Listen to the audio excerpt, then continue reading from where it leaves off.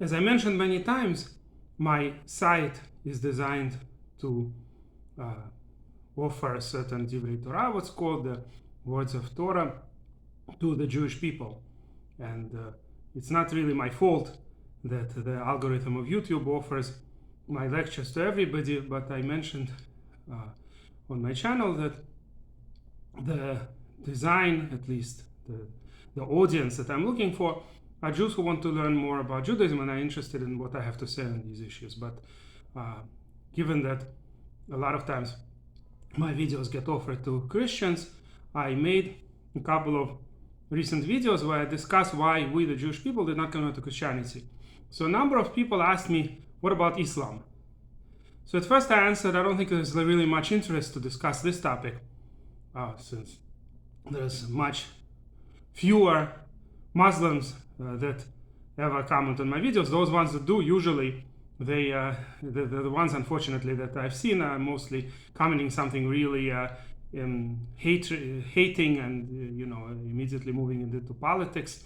Whereas my site is not a political site. I don't discuss politics here, and at any rate, it's not my main purpose. But today, I guess, in a lot of minds, Islam is not separated from the political movement, and certainly those people among Muslims who want the whole world to be Muslim, and generally that's quite common, and they would move, right? That's what jihad, at least according to its most commonly quoted interpretation, means.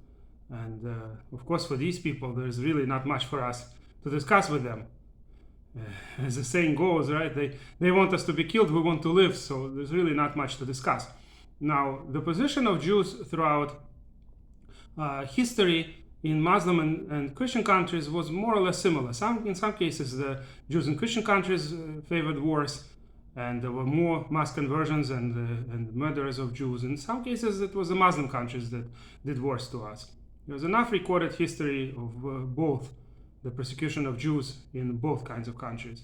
Today, of course, usually it's for political reasons, it's the Muslim countries where it's harder, but there are very, very few Jews left in any of those countries, North Africa, Middle East, and other Muslim countries. So with few exclusions, there is not really much to discuss.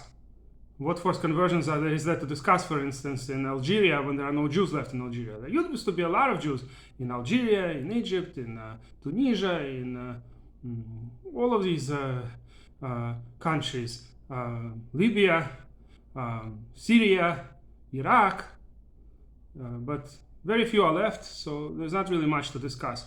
There are some Jews who live in Iran under constant persecution, and they have to constantly say that they're against Israel, because otherwise they'd be in jail.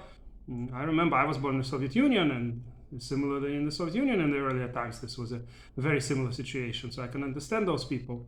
But anyway, there's very few Muslim countries where Jews are left, and in those ones, generally speaking, there's not really many Jews who are going to discuss religious issues with Muslims, and they just hope to survive at best. So therefore, there's really very little to discuss. There's an additional reason, of course, and that is that Muslims believe in Quran, and we believe in our Torah, what the Christians call Old Testament, which is what we call the Torah, the Mikra, the Tanakh, right? Torah, Nevi'im, and Ketuvim. This is a common book between Christians and Jews. We don't believe in the New Testament, but at least we and the Christians agree on the original 24 books. Really, they're divided into more. Christians divided them into more than 24, but it's the same books, it's the same text. Sometimes the translations differ. Christians, most of them don't know Hebrew, so they use translations, but other than that, it's the same, at least fundamentally, it's the same source. So, as opposed to Muslims that believe in a completely different book, Christians, there's at least something to discuss. There is actually a well-known responsa from Rambam, Maimonides, is a very important authority in Jewish thought, a great philosopher, and by the way, he lived in the times when it was somewhat better to live in a Muslim country than a Christian country, and he ended up in Egypt at the end of his life, and there he wrote quite a lot, and in particular he wrote letters to Jews who were persecuted and being killed for not converting to Islam in First was in Morocco, and another time was just throughout his lifetime there was persecution like that. And then in Yemen, the Yemenite Jews, they were forced to convert, and Rambam discusses all that. So anyway, the Maimonides, there's one of his responses says that you can learn Torah with a Christian because he believes in the same Torah as you, and you could then explain to him our understanding, as opposed to learning Torah with a Muslim is useless because he doesn't believe that the Torah is correct. He says you change the Torah. So what is that to discuss? So really, that's the big difference. Other than that, in terms of our tolerance towards both, I already mentioned in the previous video about Christianity that we're not trying to convert the Christians. Certainly we're not trying to convert any Muslims. Generally, Islam does include what we believe the Noahide laws to be, but this is all under the condition that it doesn't follow terrorism. I don't know what percentage of Muslims are inclined to terrorism. Of course, everybody has their explanations. Those who support terrorism would say, well, that's not really terrorism, that's fighting for freedom, and blah, blah, blah. We heard all that. My point is that as far as we're concerned, there's no way for us to commit suicide, right? There's nothing we can do. If people are trying to kill us, we have to fight. So with those Muslims that support terrorism, there's nothing to discuss. Those Muslims who do not support terrorism, we could be very good friends, and there's absolutely nothing that would prevent, let's say, those Arabs who have Israeli citizenship to live next to Orthodox Jews. We have no problem with that at all. There were so many great rabbis who were working on shalom, on peace between us, what the Muslims call Salam Alayum, which we say Shalom Aleichem, same thing basically, right? Slightly different pronunciation, right? We start with peace whenever we greet someone, we end with peace. There used to be discussions, for instance, in rabbinical writings about Jews who are slaughtering animals, and those animals that are not going to be kosher according to Jewish law, so they can sell them to the Muslims, they have to say Allah Akbar before they slaughter. And the rabbis will discuss it. Again, today, if somebody says Allah Akbar, they'll assume it's a terrorist who's going to blow himself up the next moment, right? But what does it really mean? Allah Akbar, all it means is that God is great. That's a very similar verse exists in our Bible, in the book of Eov, in Job. There's a verse very similar, Kel Kivir, right? It's the same thing, Allah Akbar. But the point is that today the terrorists seem to have hijacked a large portion of Islam. And by the way, the ones who suffer from it are the Muslims themselves. Just like the greatest victims in, let's say, Lebanon are the Lebanese people. First they were victims of the PLO, now they're of the Hezbollah. All these organizations, basically, they make it impossible for a place which used to be considered Singapore of Middle East, used to be a fantastic place. Now it's all fighting against each other. Maybe the Israeli army will be able to weaken Hezbollah to the extent that the Lebanese would be able to actually have a country for once. Who knows? There's a possibility at least for this. Certainly if the government of Iran is removed, then the people of Iran are fantastic people and they can have a really great future. But when you have the powerful terrorists who don't value human life at all, and then they're the ones who make first the Muslims suffer, right? And something like 90 or something % of the people they kill are other Muslims, and then on top of it, the others suffer, Jews and Christians, when those Muslims who support terrorism, I don't really have anything to discuss with them. Those Muslims who don't, I think that it's exactly what I said about the Christians can be said about the Muslims.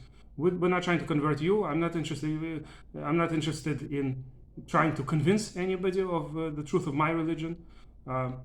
If you want to be Muslim and you'll be righteous, that's just a fantastic thing. Righteous ben Noach, as far as we're concerned. You'll get Olam Haba, you'll get what we call the share in the world to come, what Christians like to call paradise, right? Some kind of you see, somebody mentioned that I say I don't like the word salvation. I meant to say that salvation in the sense of Christian salvation, that they believe that everybody is doomed until they believe in the founder of Christianity. Of course, Judaism rejects all that. So I'm not going to use the word salvation, I'll use the word share in the world to come. That's how we call it. The meaning is more or less the same. It's some kind of a share in thereafter. So we believe by default a person who is good is supposed to get a share in the thereafter. And the only salvation belongs to God. But generally speaking, when the word salvation is used in the Torah in various, there are a lot of synonyms that mean that word, it's usually used in some kind of a saving of a person from some kind of a danger. But it is true that, of course, we believe in the world to come, that after the death, a person does get, if he or she deserves, a share in the world to come. And that's what Christians call salvation, but the whole word implies in their mind that you have to be saved, otherwise this person is doomed. Every person is doomed until they're saved, quote unquote. Whereas the salvation that's usually mentioned in the Tanakh is a salvation from some kind of danger. But at any rate, there's nothing for me to say to the Muslims in order to change their mind. I'm okay with Muslims following their religion as long as they don't support terrorism, as I said. Now, if the person asking me was interested, and there were a few other people who, by the way, added, that's why I decided to make this video, added also that they're interested to know, since I talked about Christianity, what I have to say about Islam. So the other thing I have to say is like this: if the question they were asking is why didn't we become Muslim, why did the Jews keep the old religion, the first argument in my case against Christianity, or rather what I said why we the Jews don't become Christian, would apply to Islam as well. There's no reason for us to abandon our old tradition in favor of some new tradition that's introduced by somebody who claims to be a prophet. Right? Did he have something anywhere similar to Sinaic revelation? Does it say that he gathered hundreds of thousands of Muslims in Mecca, let's say, and they were witnessing some kind of divine revelation? Of course not. So he bases himself mostly on our Torah. Right? That's what Islam is based on. They don't usually like to admit it today to such an extent. The Christians are completely open to the fact that they are continuation from their point of view of Judaism, that they come from Judaism, as opposed to Islam is not so willing to admit this today. But there's no question in anybody's mind who studied the topic that Islam comes originally, right? All the information that's in Quran is based on some kind of Jewish traditions, at least in a general sense, because where else would it be based on? All these things it says about Adam, for instance, or other things. And on top of it, Islam admits that it was the Jewish people who went to the exile from Egypt. In Egypt, it's the Jewish people who once received the Torah. How could it be? So they think that the Akedah, the binding, happened not to Isaac, not to Yitzchak, but to Ishmael. That's what they claim. That originally it was Ishmael, their ancestor, that Avram was commanded to bring as a sacrifice, and then in the end he was replaced by a sheep. Okay, but what about the going to Egypt? Why wasn't it Ishmael's descendants who went into Egypt and then received the Torah or the Quran or whatever they would have received? The point is that we have no reason to abandon our religion based on tradition because of somebody else who claims to have the correct new religion. By the way, after Islam, it didn't finish. There are smaller religions after Islam that base themselves on Islam and then continue adding a little bit more and saying that, well, there's still yet another revelation. These are religions are relatively small, so I'm not going to discuss these. But for instance, Baha'i is one of them. By the way, in Christianity also it didn't finish. For instance, Joseph Smith, right? So this kind of thing happens. Some are more successful and get 1 billion people on their side. Some are less successful and get only a few million. But whatever the case may be, once you give this idea that every time there's a new person who comes and says, I have a religion for you, but based somewhat on the previous one, but with a new revelation, or the correct revelation now, and you're getting it all wrong, then there's no end to this. As opposed to by us, the prophets, as I said already in a different video, never really added anything to the Torah. They were just telling people how to return to Hashem, to God, to do Shuvah, what's called. They weren't trying to create a new religion or to annul the words of Moses, Moshe. Just at the end, I want to mention also to what extent the Jewish people are very careful about keeping the tradition exact. It's a very special thing that our greatest mitzvah, our greatest commandment is to learn the Torah. And we always were promoting the scholarship. Jews are known to value knowledge, scholarship, respecting those who know a lot. And the example I want to give you is from a story of the same Maimonides I just mentioned. So at some point, Maimonides, who was actually a doctor of the king of Egypt at the time, Saladin, so he was constantly being pushed to convert to Islam, and Rambam, among other things, decided he's going to show something about how tradition is kept by Muslims versus Jews. Now, of course, Muslims, there are some scholars, but the majority of people are not very knowledgeable or literate, especially in his time. We're talking about Egypt some 700 or 800, I think 800 years ago. So he said to the king, I'm going to come to a mosque and I'm going to give a lecture. And he came to mosque, and they had a custom at that time whenever the leader gives a lecture. And by the way, he came to a mosque where he wasn't known. It was in a place where they wouldn't recognize him that he's Jewish.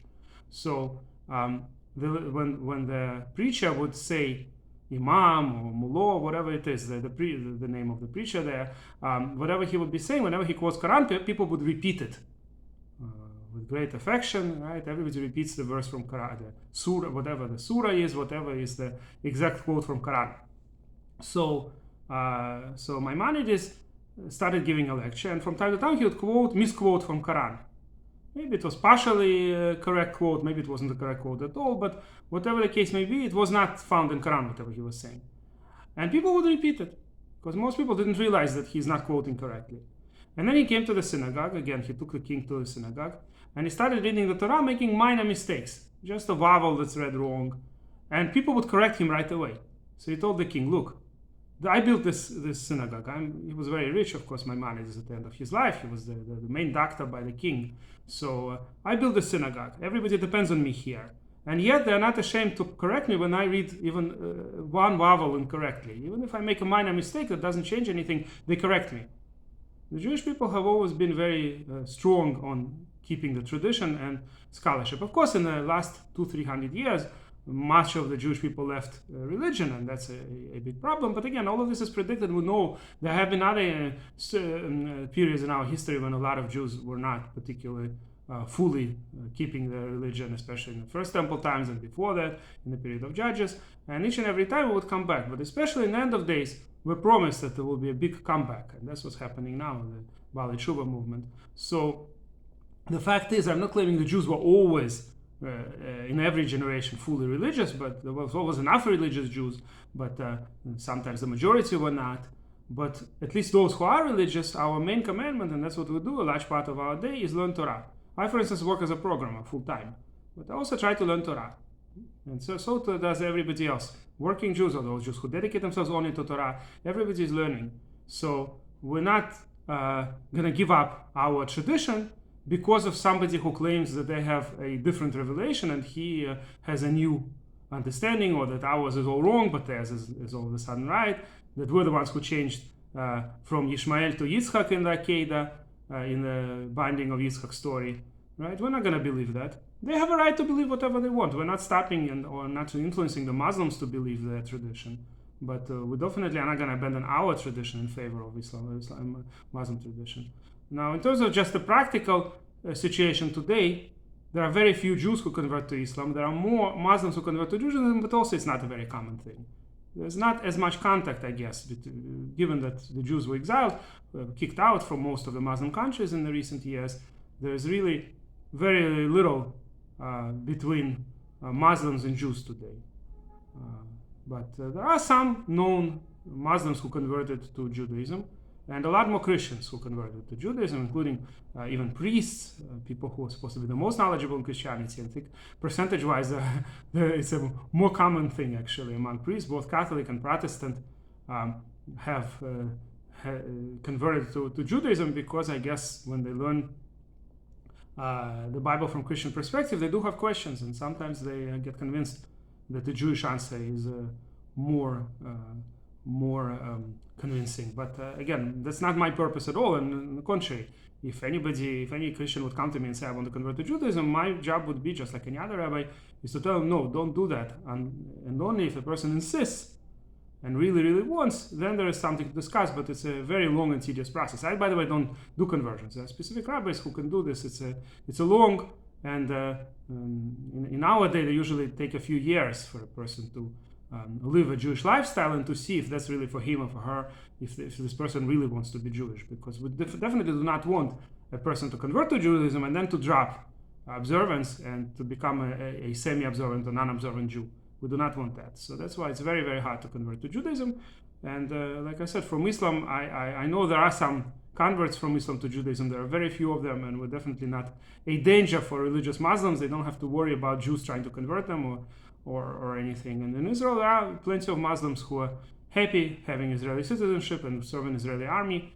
And in America, there are some Muslims who are friendly to Jews, but unfortunately, in many countries of the world, a large percentage of Muslims are supporting terror, and this is already a political issue. And as I said, my channel is not for politics, but there's a lot to discuss about what happened in 1948, 1947, right? All these wars, but definitely the presentation, the kind of propaganda that these Muslims are subject to, it's absolutely horrid. You just have to remember that around the same time period, I think 47, hundreds of thousands of Italians were kicked out of what's today Croatia, right? There were Italians there, but the whole point is that a lot of times nations, when they're at war, especially when they started the war and they're considered at fault, the people suffer. And in particular, the Jews treated Muslims living in the land of Israel much better than anybody would treat them in similar circumstances. No other country would have treated them as good. But the Jews wanted to divide the land with some kind of a reasonable compromise. This was a partition plan that UN offered. And it's the Muslims who wanted to create a Holocaust. And even then, most of the Muslims ran away by themselves. Only some of the Muslims maybe were kicked out. But this was at a time when there was no law forbidding this. And the same thing was happening to Germans in Poland and Czechoslovakia and Russia. Right? Still, there are like millions of Germans who were kicked out of Kaliningrad area, what used to be Königsberg. Right? Now it's part of Russia. Nobody's disputing that territory.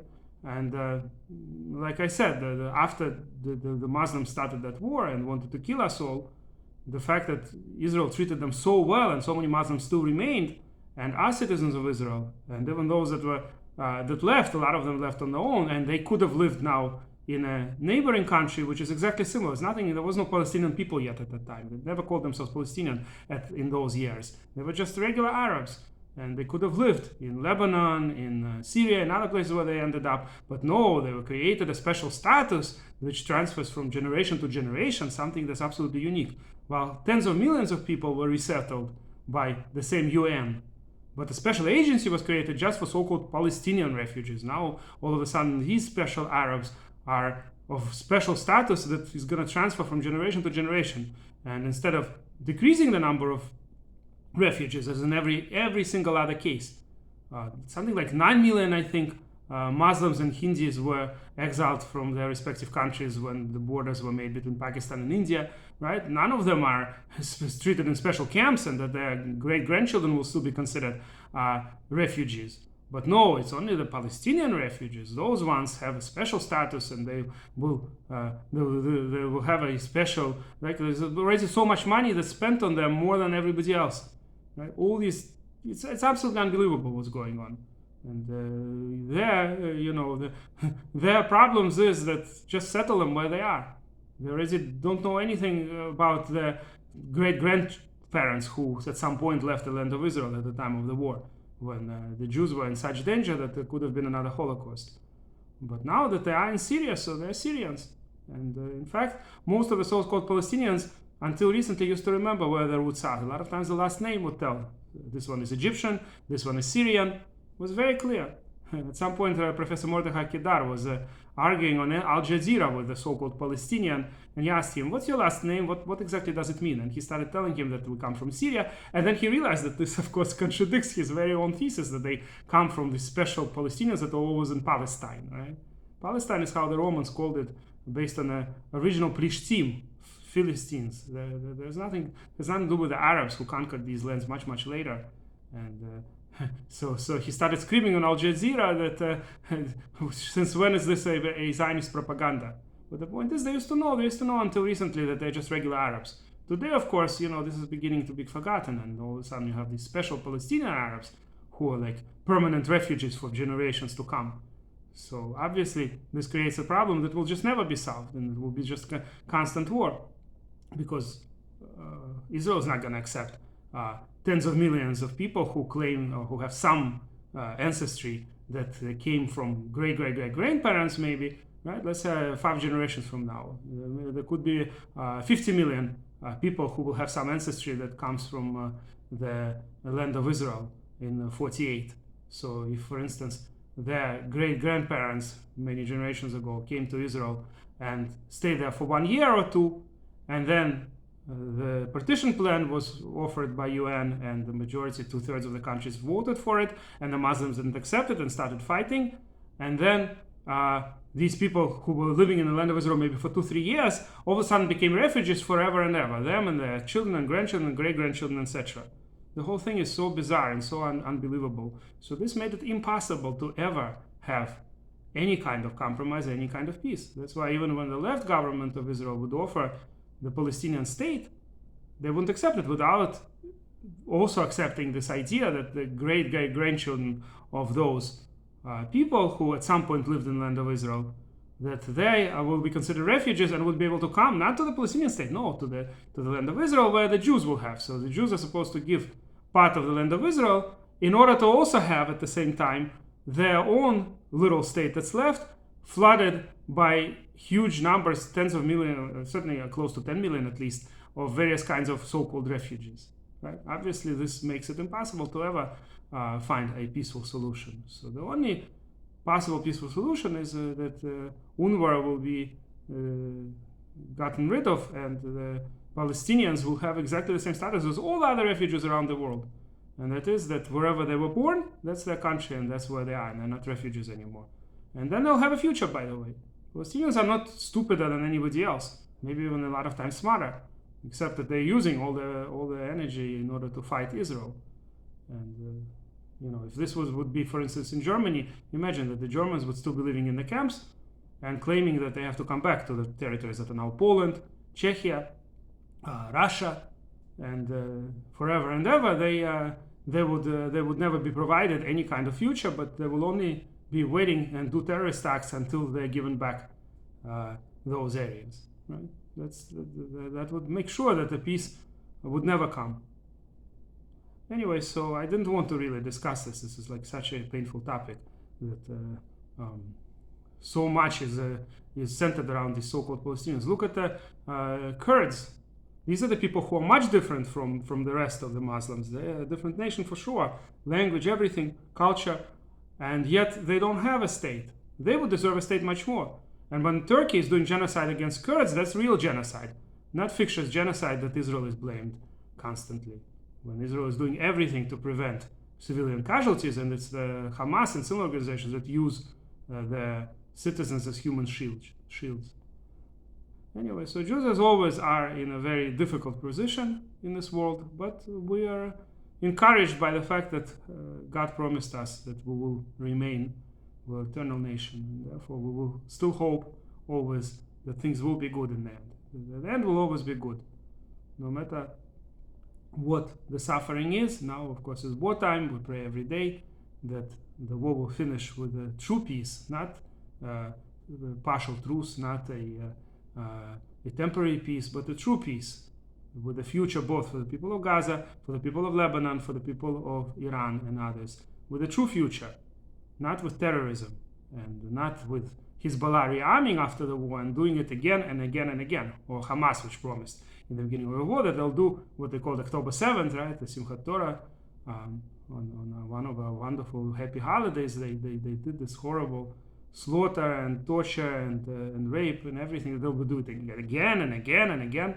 So do the citizens of Gaza today also want this kind of future, or do they want a different future? Are the Germans today looking back happy that they lost World War II? Or would they rather that Hitler would have won World War II and they would continue living under similar to Hitler's rule, some kind of Nazi rule? Maybe by now it would be different anyway, but are the Germans today happy that they lost World War II? I'd imagine a lot of Germans are happy that they lost World War II and therefore they had a future. Maybe one day the people of Lebanon will be looking back and saying, oh, it's so good that Israel attacked us and got rid of Hezbollah, and now we have a future. Maybe. I don't know. I really hope so. Certainly, it's their choice now. They can make that choice, what future they want for them and for their children. And on this I'm going to end, and I know there will be probably a lot of hateful comments from all kinds of people, including people who support terror or people who still think that the so-called Palestinians were dealt unfairly with. But I'm not going to respond to any comments. I really don't have the time. I just mentioned, originally I didn't even plan to talk about politics, but in the end I decided to put my 5 cents in on this issue as well. And as I said, I'm not going to reply to a lot of comments. I don't really have the time, but maybe sometimes I will if I find time for it. And if you like, you could subscribe to my channel. But this video is not really made as a standard video of my channel, right? Most of my videos are made for Jews and describing specifically either the laws of the Torah or what's more commonly the weekly reading of the Torah. So it's unlikely that if you're not Jewish, it's unlikely that this channel would be for you. But as I said, I like everybody, but my channel has very specific purpose for a very specific audience.